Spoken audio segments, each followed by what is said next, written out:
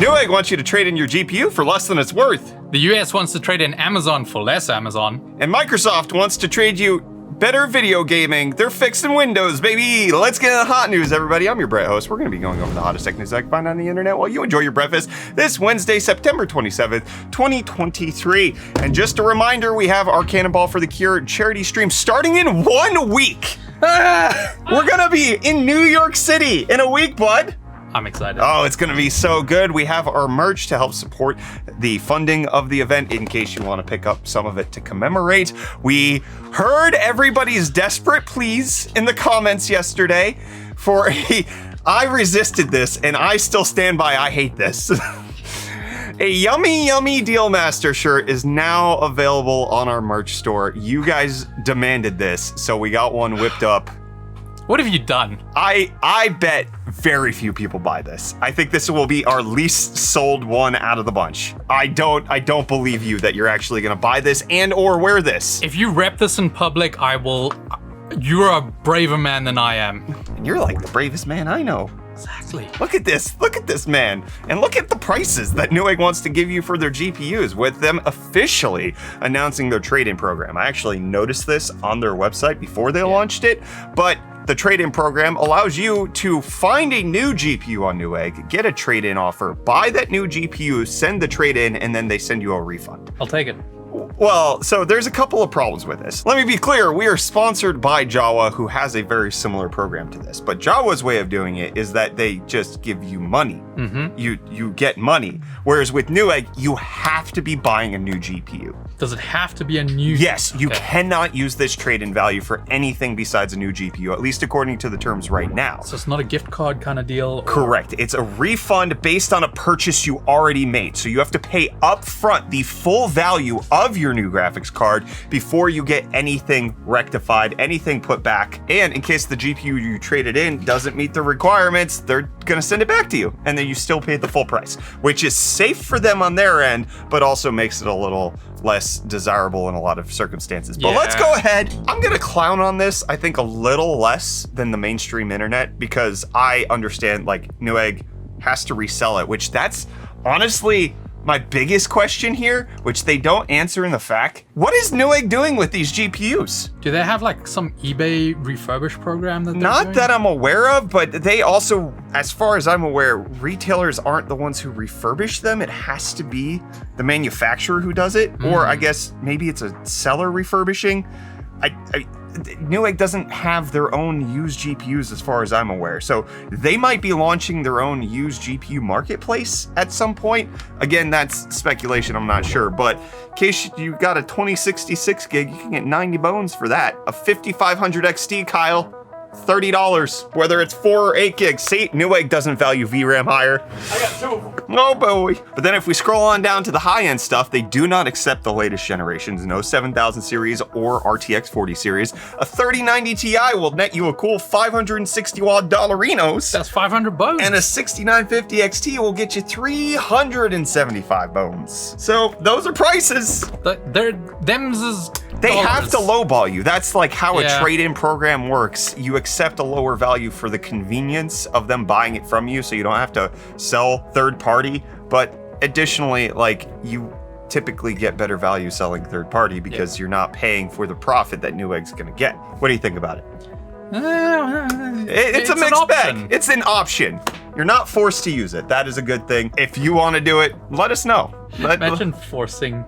Give us your old You one. can't buy a GPU from Newegg until you trade one in. That probably would have helped a lot during the GPU shortages. It would have been a very bad consumer-facing move, but would have helped with stock. But oh boy. But listen, you can use that new GPU to work with today's video sponsor. Today's video is sponsored by Nexigo and their all-new Aurora Pro, which is the winner of the 2023 Red Dot Design Award, and it's not hard to see why. This is the most stunning projector I have ever laid my eyes on. It has absolutely gorgeous visuals, which unfortunately are hard to capture with cameras due to the shutter speed disagreements, but this is the most incredible image I've ever seen from a projector with my my own eyes. The Aurora Pro is an ultra short throw triple laser projector, allowing you to get a bright and beautiful display of up to 80 inches at only 4 inches away from the wall, and up to 150 inches only 1.44 feet away, and you get 2400 ANSI lumens. And by utilizing the power of triple laser projection, they were able to achieve breathtaking image quality,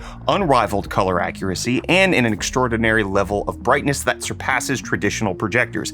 Again, I cannot overstate just how good this thing looks IRL, and it's so frustrating that our cameras seriously cannot show you how bright, how crisp, and how detailed these images are. And the Aurora Pro features an ALPD 4.0 triple laser engine that reproduces over 1 billion colors, covering an impressive 107% of the BT 2020 wide color gamut. And it's going to be a while before you have to worry about it burning out, because it has a roughly 25,000 hour life, or nearly 3 years of non-stop usage. So it looks fantastic if you're watching Hot News, but it's also set up for a great gaming experience as well. It has 3 HDMI 2.1 inputs capable of natively supporting 4K 120 Hz. And the Aurora Pro has only 12 milliseconds of display latency in 120 Hz gaming modes, and it's only 17.6 milliseconds in 4K 60. And the audio is impeccable as well, with Dolby Vision and Dolby Atmos support. The Aurora Pro features 4 15-watt speakers that support that Dolby Atmos, allowing it to integrate beautifully with your surround sound system, or by using it standalone, and it happens to be the best projector audio I've ever heard just by itself. And this is not in the notes of the things Nexigo wanted me to talk about, but I just have to say thank you for designing the remote. It's satisfying to use, number one, but ingeniously, the remote lights up when it senses that you've picked it up, making it so much easier to use in a dim projector environment, which is obviously where you're going to be using it. They've really designed this thing top to bottom in a way that fits superbly into your home theater setup, with your eyeballs and your convenience in mind. I can spend a long while discussing the ease of use of the inbuilt OS design, the responsiveness of the system, the Wi-Fi 6 support, 4 8-point Keystone, Ethernet support, or even the fact that if you get in front of the laser, it shuts it off in order to protect your eyes. It all screams high quality and concern for you, their customer. And right now, the Aurora Pro can be pre-ordered on Kickstarter for 48% off the MSRP through late September.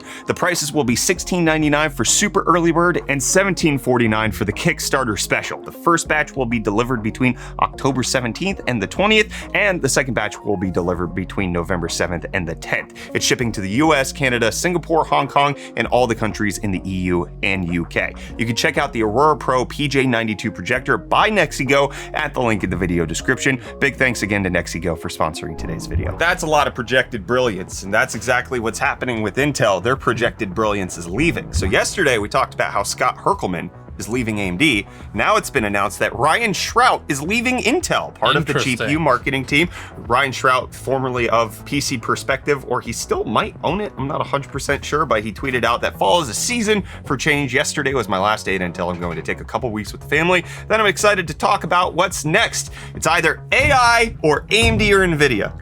What if they're all leaving to form a boy band? Ooh, the Scott Herkelman, Ryan Shrout. They call it NVIDIA. I love it. I was gonna call it something different, but NVIDIA is especially with InSync coming back, it's apt. But while Ryan Shrout's leaving Intel, Google is letting another one leave. The graveyard piles up. Google Podcasts is now dead. It is now being folded into YouTube Music, which makes a ton of sense with how YouTube's trying to approach podcasts. I don't hate bundling it up with YouTube Music, but I never used Google Podcasts. I don't know many people who did. Most people use like a third-party app like Stitcher or otherwise. Apple Podcasts is very popular. Yeah. On iOS devices, Spotify, it's typically very popular as well. So the RIP, I'm sure there's several audience members who use Google Podcasts. Just and throwing fists at the walls right now. Like a Kyle? Yeah, like a Kyle. My heart goes out to the Kyles with their fists in the walls over Google Podcasts. And while one thing dies, I want to say hello to a new thing from Corsair. Is this what I'm thinking about? Yes, I want to talk about it for no other reason besides I think they look pretty. Corsair is launching their Dominator titanium line in DDR5, and these things slap. These things are Look at them. Visually gorgeous. I absolutely love the titanium line. Me likey. Ooh, the copper on that too. Ooh, RGB. Oh, It's just good moves all around here. it just hits me right in my heart bones. And Reece, heartbone me some deals. I got you. Deal master. I got you some cool deals today. Well, I got you the shirt that says Yummy Yummy Deal Master. I didn't buy it for you. I'm not getting that for you. I refuse to spend money on that. principle. On principle. And hey, deals! Welcome back to UFD Deals, where I'm bringing the hottest tech news out on the internet. And today, I only got 2 of them, but I got some cool deals for you. You know, I just realized the irony of I won't wear a shirt that says Yummy Yummy Deal Master, but I'm rocking onions.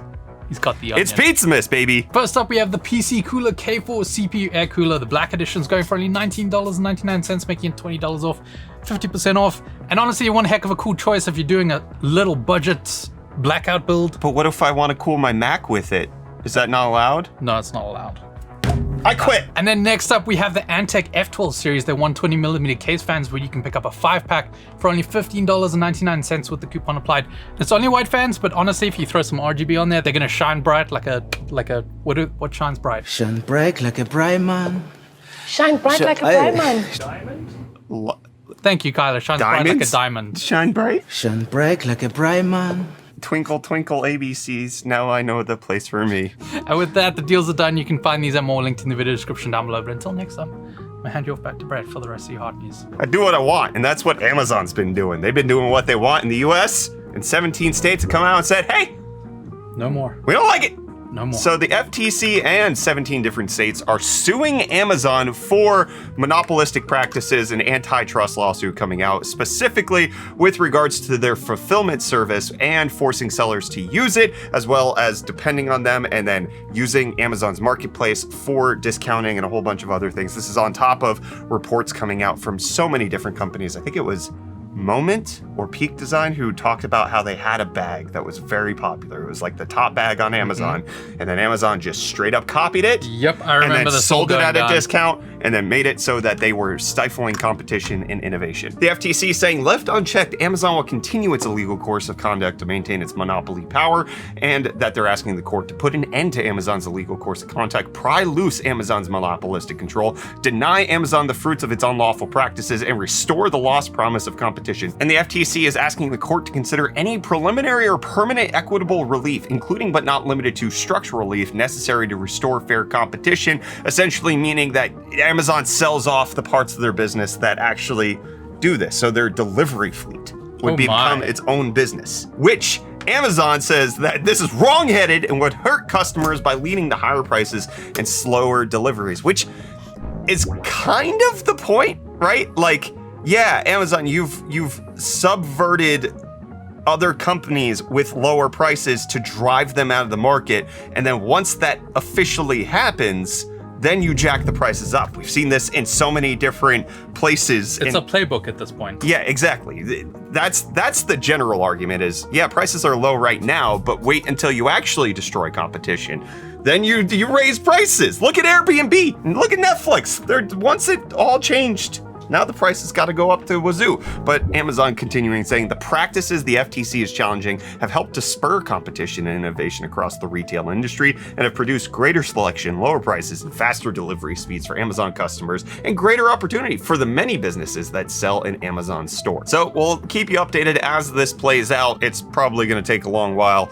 Amazon's got the long arm of the financial law at their side, despite the fact that they're going up against the US government. But one of the moves that I just wanted to discuss is Amazon's considering the idea of charging for Alexa, or at least they have some features of Alexa already behind the paywall, but then Alexa's AI features, which would make it usable in the first place. Like all of these assistants just are terrible. Yeah, but they're primed for AI in the future. Which would make them good, but now they're gonna make you pay for it.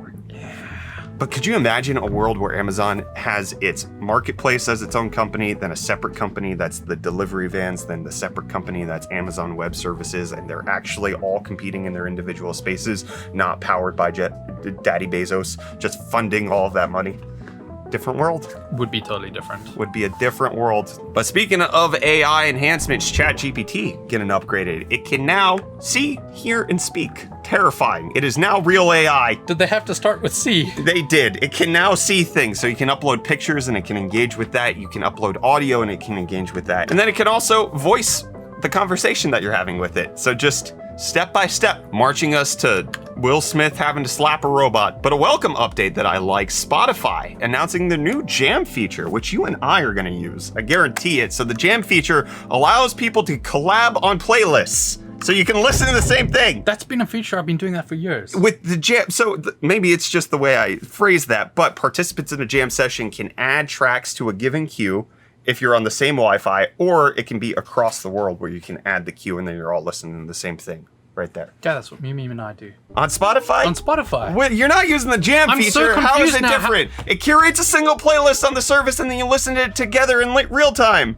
Yeah, that's what I'm so confused. It's a new feature. What are you talking about? How is it a new feature? I've been using this. I'm so confused right now. Maybe I don't understand what I'm saying. No, but it's in the article. I know, this is brand new, Reece. Are you from the future? I don't know. Reece, is that why you haven't left yet? What is these? I don't know. I lost where we were. Yeah. So you've been using the Jam feature? Well, something similar to it.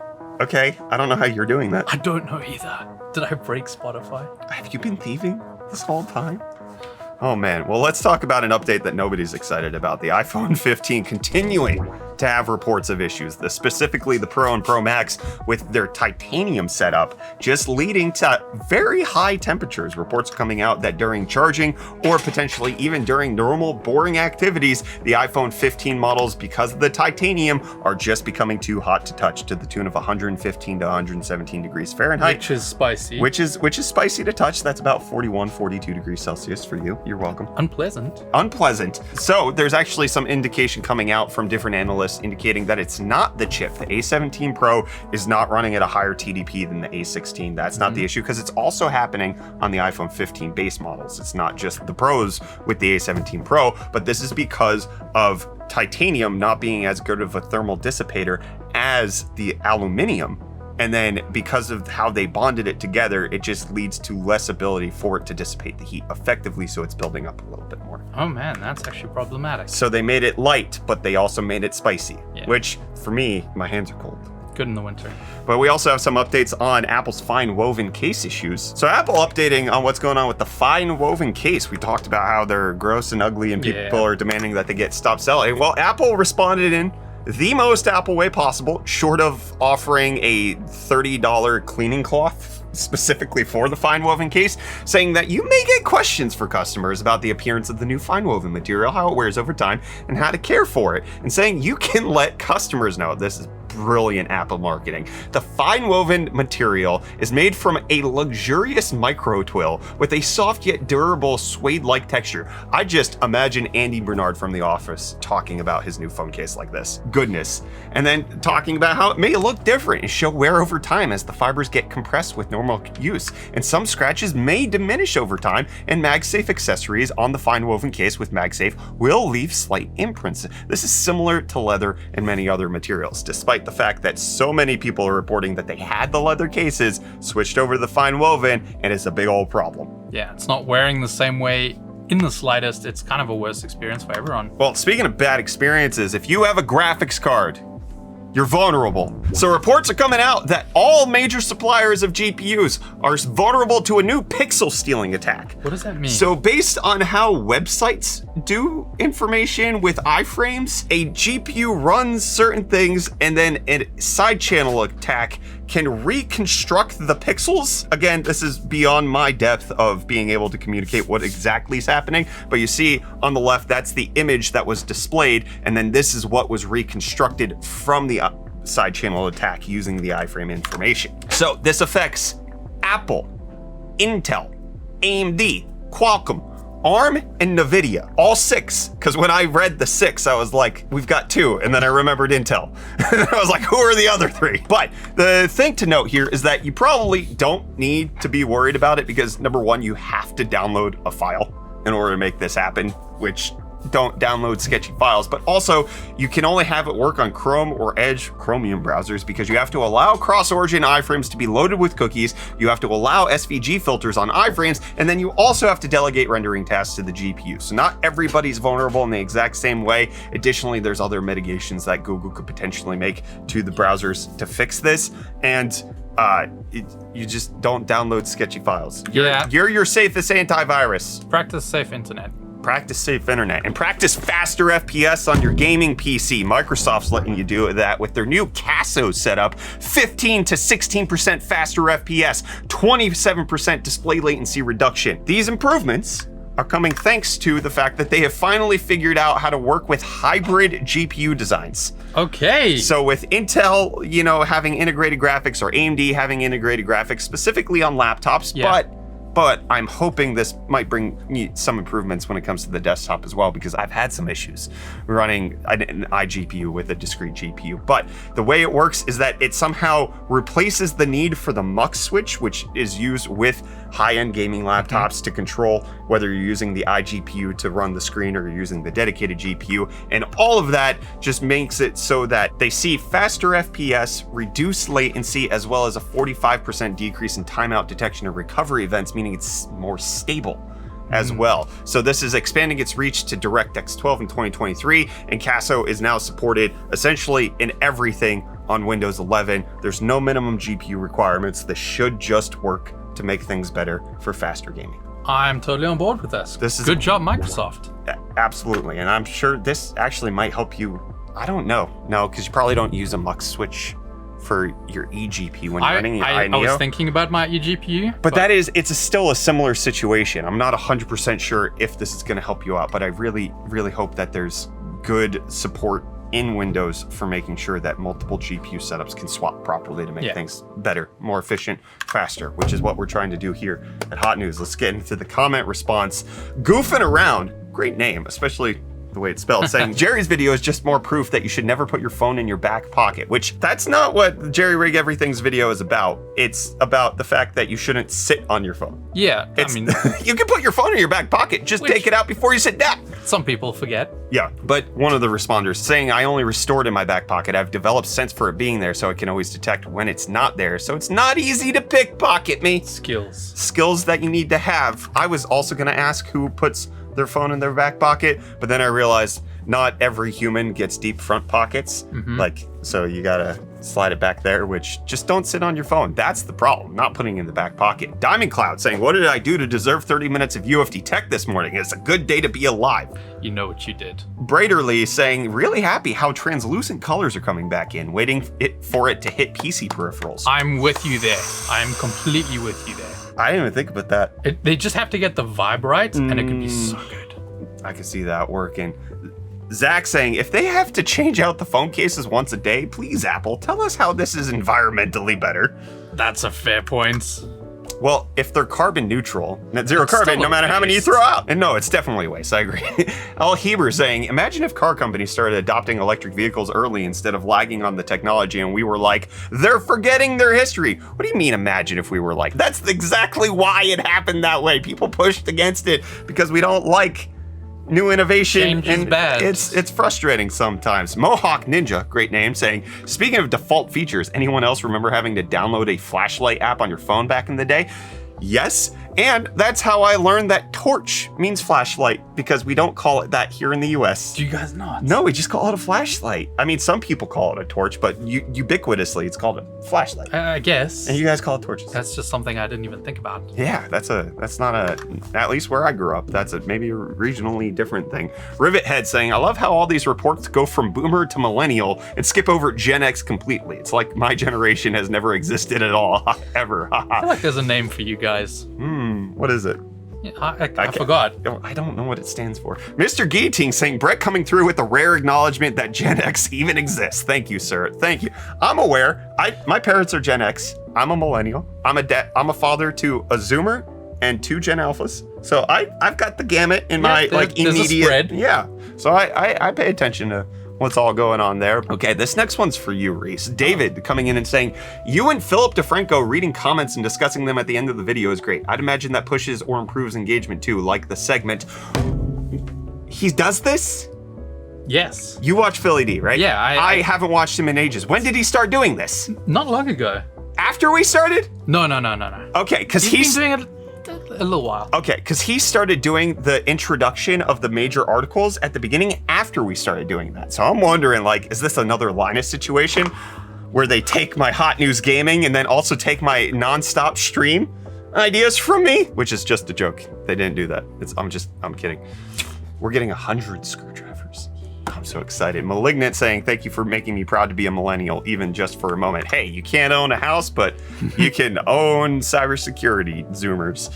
Johannes saying, having reach and organizing a charity event is in itself giving a lot. It could be even the biggest contribution of all. Even if you didn't give away things, you are providing a lot of your time, and your reach makes it very valuable. Suggesting otherwise is a bit silly. I brought this one up, not because it, is complimenting me, but because I want it to just at least give space for the fact that I'm aware that this charity stream, while I'm not taking in the money, is 100% a selfish move, right? Like, I'm raising this because my kid is afflicted with something and I am seeking to do something about it, which is like, I want my life to be better. And so it's like, I recognize that. And so I want to at least, like, I don't think that I should just full sell be like, we're raising money for charity, it's a great thing. Like, there are still like lines to establish and boundaries to uphold and make sure that like we're being sensitive to different situations. I think that the work that we're doing with the Cannonball for the Cure is great. I also like recognize that this is about me and like my kid suffers from this, so I'm trying to do something about it. So anyways, KE Words saying a video card feature debate is like, see my new car? Where are the reins? Cars don't have reins. Then I don't want one if you can't make it move. Look at my new AI focused GPU card. Yeah, but it only runs as fast as my non-AI card if you turn off AI. But AI makes it faster and looks just as good. I don't want it if it doesn't do it the old way. This is people however many decades back saying, what about the horse market? Games should only be rastered. I'm gonna say it. Tenny's coming in with a hot take on Pocket, the analog, saying, I gotta say I'm a little miffed with analog. I'm one of those people that's on the wait list for a Pocket. I've been since June, but they can release 2 sets of limited edition versions and not even offer them at an upcharge to those who are on the waiting list. Have you emailed them? That you might be able to just swing that. You might be able to. Yeah, I mean, yeah, maybe they could have preempted that with an email, yeah. But also maybe try to reach out to them if that's something that you want, and hopefully they would resolve it. Yeah, it is cool, and you might want the limited, but if you've been on a wait list for a long time, yeah. Domic saying, today Brett is even Bretter than usual. It's Bretton time. And then there was responses saying, you Bretter believe it. Are you Bretton me? You can Brett on it. Beautiful. I don't like it. I don't like any of this. Just like I don't like the Yummy Yummy Dealmaster shirt. I need to make a bet. Like, if this outsells all the other ones. If this outsells, what are you gonna do? Wear only that shirt for a week.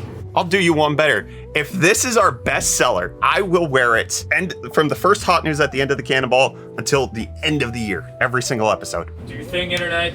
It's not gonna happen. Please. No, nobody's buying this. It's gonna be our worst seller, I guarantee it. Begging you guys. Not happening. But also, hot news is not happening. We're done. Goodbye.